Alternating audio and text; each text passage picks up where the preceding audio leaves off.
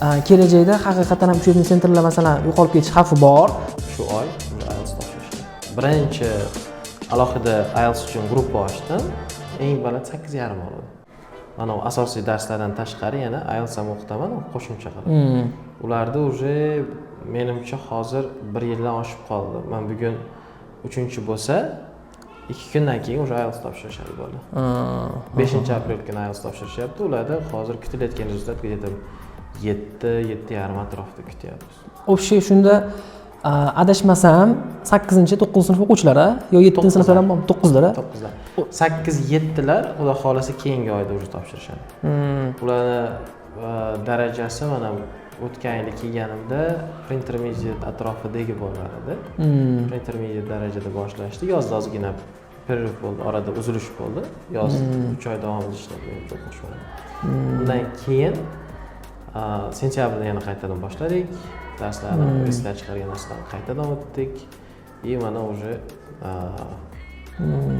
yo aytmoqchi bo'lganimki, mana 8-sinf bolalari bor, tanishlarim bor bitta. 9lar bilan aralashtirib o'tasiz siz IELTSda? Ha, bizda hozir 7 da ham bor IELTS aytganda. Ha, qo'shilgan-a? 7, 8, 9lar IELTS gruppada bitta o'tirishadi. Ha.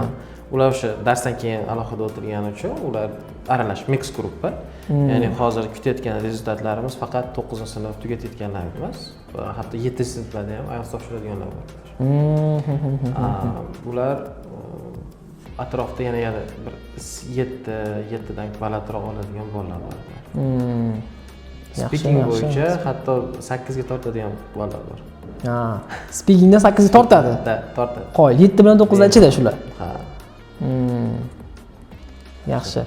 O'zi hozir yaxshi tushunmay qoldim aka. 9lardan nechtasi topshiradi и kutilib turgan natija hozir ikkita bola bugun erta tayyorlanyapti, 5-kuni topshiradi. Hasanboy bilan Husanboy, ko'p ko'rdim. Ha, ular уже darsdan tashqari alohida shug'ullanishyapti, qo'shimcha shug'ullanib topshirishadi. Ulardan keyin уже mana 7-8dagilar keyingi navbatda turibdi. Hammasini bittada topshirmayapmiz, ikkita qilib topshirtirib rezultat chiqaryapmiz. Ya'ni nima ko'proq bo'lsa, ya'ni fokus ko'proq bo'lsa, o'sha ikkita bolaga, keyin qolganlariga navbatda. O'zi bular bu yildagi rezultatlar ichida menimcha bu yilda hali bir rezultat chiqarmadim. Bular bo'ladi birinchisi. Ha, birinchisi bular. Ha, bu yildagi. O'tgan yili o'sha maktabdan tashqari ham ishlaganman. Maktabdan oldin o'quv markaz, keyin onlayn darslar o'tganimda topshirganlar, rezultatlar chiqqan, bir 10 tacha bola topshirgan ular ichida. Eng pasti 6 ta chiqdi. Bu maktabda emas. Yo'q, bu maktabda emas. Iftor maktab nimasiga tashaganman. Ko'pchilik misol uchun aytadi, qayerda o'qitasiz, qayerdan bular? Endi men hozirgi paytgacha ishlagan joylarim agar sanaydigan bo'lsa juda ko'pda. Misol uchun universitetda ishladim, o'quv markazi Cambridgeda ishlaganman, International ishlaganman. Andijonda ko'p maktablarda, nimalar o'quv markazlarida ishlaganman. O'zi sanab chiqadigan bo'lsangiz juda ko'p. Joylarni o'zi. Shogirdlar ham shunga qarab ko'p. Agar misol uchun bitta o'quv muassasasini o'zida 1 yildan oshiq ishlagan bo'lsam, o'sha yil davomida 500-600 tadan o'quvchi bo'lsa, men hozir o'zi 11-yil ingliz tilida dars beryapman. Ha, общий 11 yildan beri. Ha, agar shu yilni ham hisobga oladigan bo'lsak, уже mana 11 yil bo'ldi. 11 yildan beri ingliz tilida o'rgatayotgan bo'lsam, 5-6 mingta shogird chiqargan. Aka, mana siz bilan endi ko'p gaplashib turamiz. Buni mana 1 yil bitta ishlagan bo'lsangiz, mana biz 3 yildan beri ishlaymiz. Sizda boshqa maktablar bilan yoki boshqa o'quv markazlari bilan betdagi kontingentni solishtirish imkoniyati yaxshiroqda, to'g'rimi? Nima deb o'ylaysiz? Qanaqa farqlari bor, qanaqa ustunliklari bor, qanaqa kamchiliklari bor?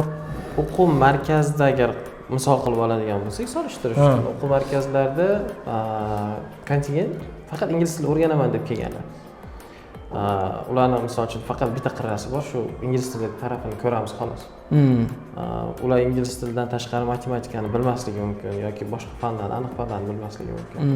Bu yerdagi bolalar ko'p taraflama rivojlangan bolalar. Ya'ni bitta yo'nalish bo'yicha qotib qolmaganda ingliz tilini neyla biladi xolos, qolgan fanlarni bilmaydi emas. Misol uchun agar ko'radigan bo'lsangiz, oddiy o'quvchilar ham mana ingliz tiliga kiradigan bolalarim ko'pchiligi qolgan fanlardan ham anchagina oldinda. Qo'shimcha o'sha darsdan keyin qo'shimcha shug'ullanadigan bolalar o'zi ko'p qirrali, serqirrali bolalar. U faqatgina men o'quvchilarim demoqchi emasman. Boshqa sinflarda ham bor. O'zi bu yerga kelganlarni saralash bosqichi juda yaxshi saralaydi. Matematika bilan ingliz tili aniq fanlarga qiziqishi bor bolalar keladi. Misol uchun mana sizlar psixologiyasini tekshiradigan bo'lsanglar, undan tashqari mana ingliz tilidan test qilamiz, matematikadan test qilamiz. Shularning hisobiga o'quvchilar saralanib, ya'ni qiziqishi ko'proq qolgan o'quv markazi nimadagilardan tashqari.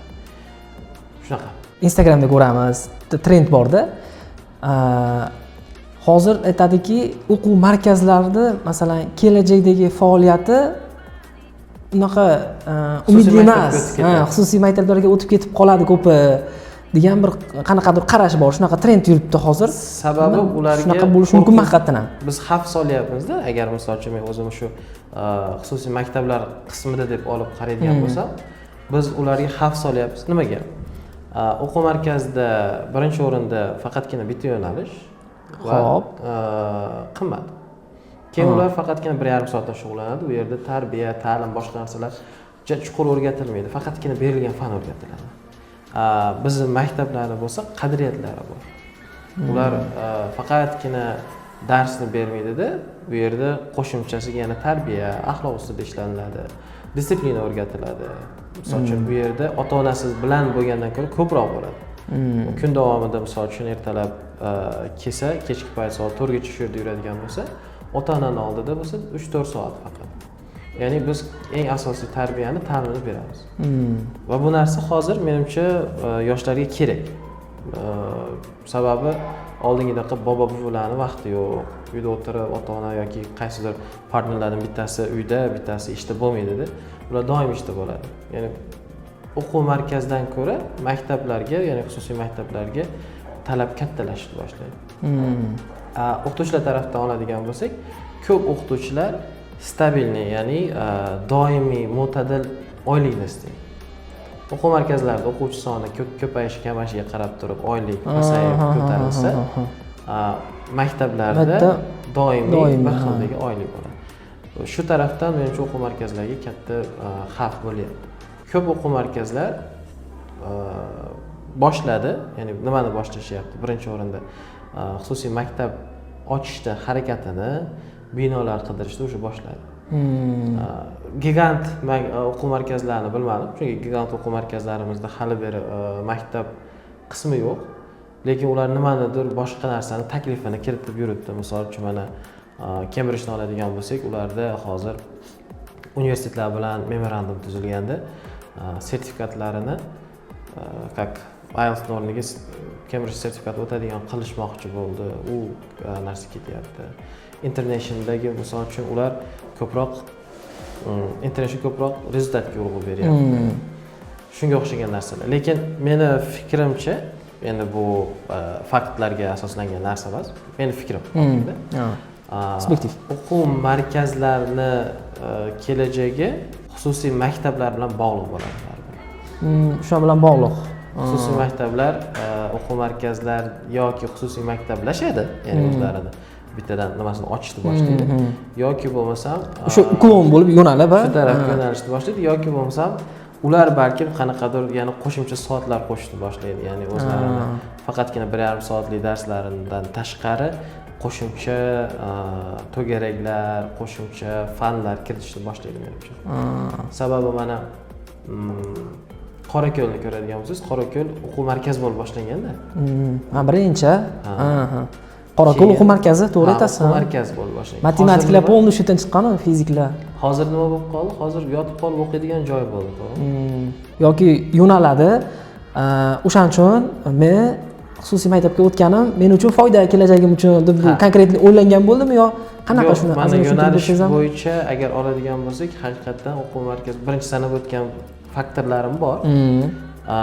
Ya'ni o'quvchi soni ko'payishi, kamayishi, uni mo'tadillik, ya'ni endi bu soha ham, misol uchun o'qituvchilik ham siz faqatgina bitta o'quvchini 3 oygina ushlab dars o'tib undan rezultat qilishdan ko'ra maktabda rezultat ko'rsatish, o'zingizni haqiqiy rezultatingizni ko'rish osonroqda.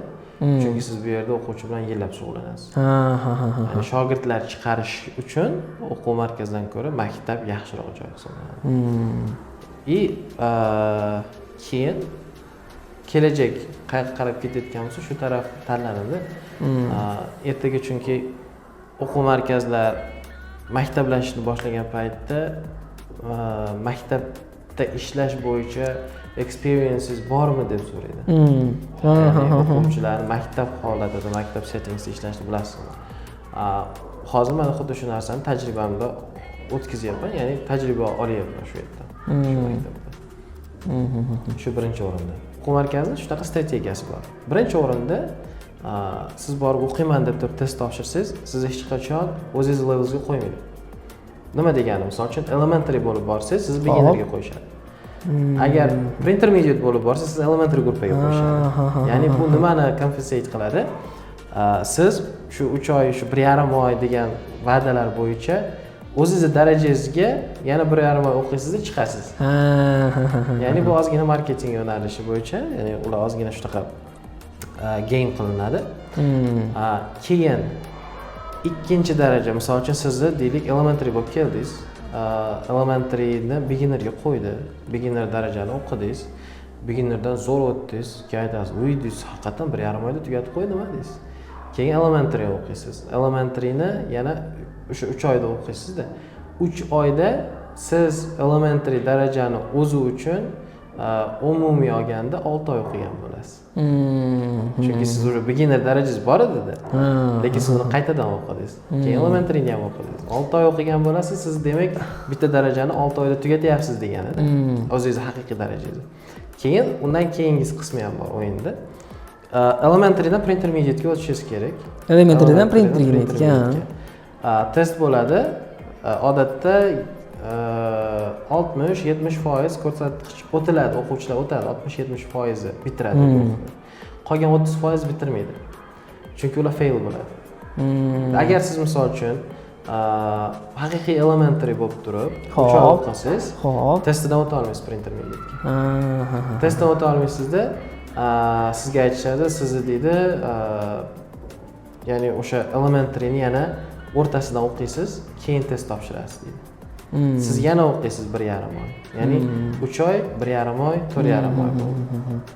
Xuddi shunaqa sistemada davom etib ketaverasizda. Hech qachon hech qaysi o'quvchi misol uchun 1 yilda IELTS 7 ga chiqa olmaydi. Beginnerdan boshlasa. Beginnerdan boshlasa. 7-sinfda yodlagan she'rini 8-sinfda yana qayta so'rab olar ekan, demak. Ya'ni shu darajada bo'ladiki, siz xayolingizda illyuziya bo'ladiki, men 3 oydan o'zi o'qib tugatyapman, lekin yalqovlik qilib qo'yib o'zim o'qimadim-da, shuning uchun tugata olmadim deysizda. Yana qayta o'qiganingiz o'zi ko'zga ko'rinmaydi. Keyin xuddi bizni mana maktabda bitta daraja 1 yil o'qitilganidek, misol uchun mana pre-intermediate darajasini boshladi yilning boshida, yil oxirigacha, ya'ni o'sha 4 chorak o'qitilsa, 4-chorakda o'sha darajani tugatib, уже firm, ya'ni to'liq tugatgan bo'lsa, o'quv markaziga borgan bolalar ham xuddi shunaqa yilning oxirigacha bitta darajani tugatadi o'zi aslida. Ya'ni ular faillarini hisobga oladigan bo'lsangiz. Shunaqa qilib hech qachon misol uchun o'quv markazi sizga 1,5 oyda beginner, elementaryni 2 haftada tugatib qo'yasiz degan narsaga ishonib borib olib o'qisa bo'lmaydi. No, endi bizda yana tushuncha bor, psixologiyada ham bo'lsa kerak.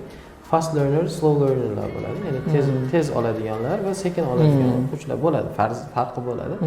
Fast learnerlar kelayotgan o'quvchilarni deylik 20% ni tashkil qilsin yoki 10% ni tashkil qilsin. Xo'p. O'sha bolalarda sekin o'rganadiganlar 20% ni tashkil qilsa, tez o'rganadiganlar. Tez o'rganadi. Bo'ldi. Chunki bizda fast learnerlar yo'q. Bo'lib ham mana gadjet, telefon, internet chiqqandan beri odamlarning уже nimasi attention span tushib ketgan. E'tibor, diqqatni jamlab turish bitta joyga yo'q bu narsa. Shuning uchun hozirgi paytga kelib, menimcha fast learnerlar soni ham, ya'ni tez o'zlashtiruvchilar soni ham tushib ketyapti borgan sari. Biz darajani aniqlaymiz, to'g'ri guruhga qo'shamiz, to'g'ri o'quvchilar bilan, to'g'ri metodlar bilan o'qitamizda, yil oxirigacha bitta darajani to'liq haqiqatdan tugatib, o'sha darajaga qaytib bormaymiz. Keyin o'quvchilar yilning oxirida, misol uchun o'quv yilining oxirida test topshiradi. O'zlashtirganlar keyingi sinfga o'tadi, o'zlashtirmaganlar fail bo'ladi. Bu narsa bor bizda ham. 9-sinf bo'lganda hammasi uchun IELTS o'tiladigan bo'lyapti. Ya'ni biz hozirgi hammasiga young generationimiz yaxshi tayyorlab borsak, o'sha 9-sinfga borganda ular hammasi IELTS tayyorlanadigan bo'ladi. Ya'ni maktabni tugatguncha ham matematikadan yaxshi bo'ladi, ham IELTS bo'ladi. Va xudo xolasa keyingi yillarda yana SAT ham qo'shiladi. 10-11 sinflarga SAT o'tiladi. SAT bilan, ya'ni SAT ni bilsa kerak hamma. Bu o'sha chet el universitetlarida talab qilinadigan ingliz tili va matematika darajasi haqida.